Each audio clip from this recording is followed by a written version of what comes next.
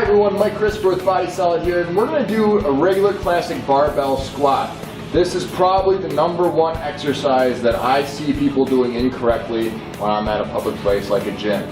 The squat is an advanced movement. It is a very important movement to everything we do in our daily lives.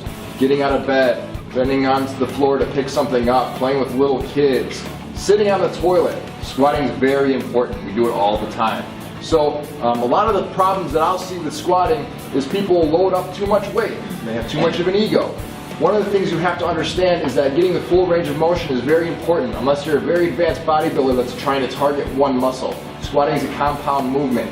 The lower you go, the more you're going to engage the gluteals as well as the hamstrings. And of course your quadriceps are always going to be engaged as well. Also, your lower back is going to be engaged. It's really a full body exercise because you have the weight loaded here, your feet are touching the floor, so everything in between has to be working.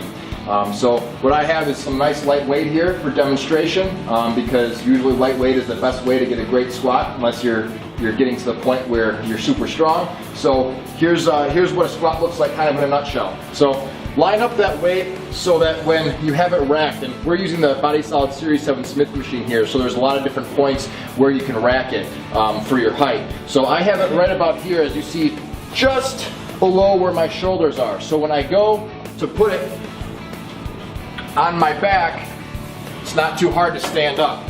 Get centered, have a nice grasp of the bar, and you want to put your feet about shoulder width apart. I like to go a little bit wider than that. And then upon going down, try to keep your lower back straight. So it looks a little something like this.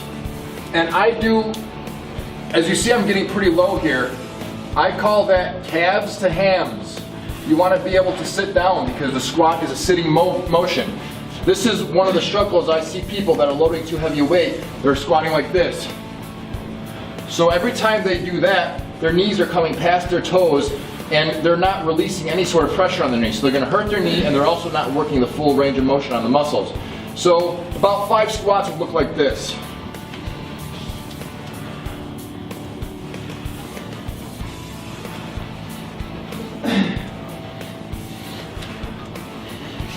So a couple of things to note with the squat. Every time I did it, I was driving with my heels.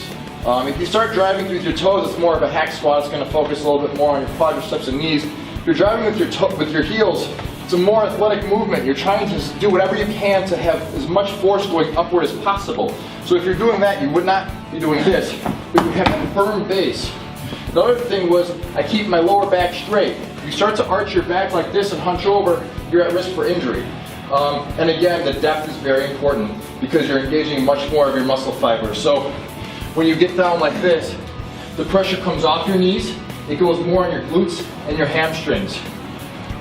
It's called ass to grass. I say calves to hams, but ass to grass is what people in the gym usually call it. So those are just a couple key tips with squats.